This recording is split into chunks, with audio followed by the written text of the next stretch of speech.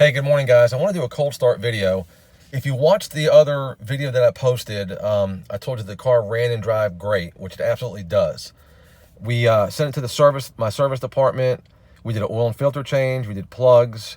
We did air filter, fuel pump. We did just a full, service to get the car running in top condition.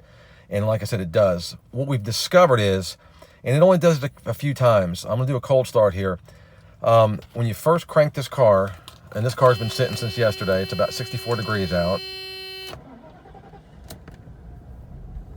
You see it's got that little flutter when you first crank it up, just for like a split second.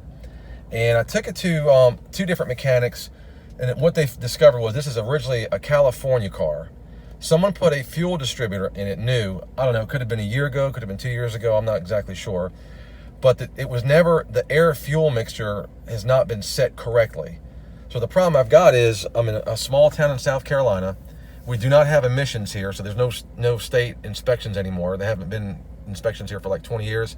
And the guy that knows these cars says you need a CO2 machine for the tailpipe to set the ratios correctly, if that makes any kind of sense. So I just cranked it up. You see it runs nice and smooth. It had a small little sputter when I first cranked it. You put it in reverse. Goes back, it's good to go, no problem.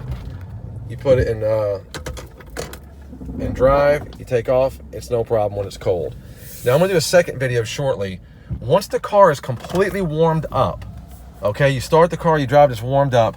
The first time you go to put it in gear, if you give it too much gas, it wants to just cut out for a second. Once it gets past that initial little whatever it's doing, the car is fine after that. Just want to bring that to your attention. I'm told by the Mercedes guy that if someone that has a CO2 machine will be able to dial this thing in perfectly. There's no check engine lights. Like I said, it runs and drives good. Air's cold. Just a really beautiful car. So good luck bidding. And if you have any questions, I'd be happy to answer them for you. Thank you, guys.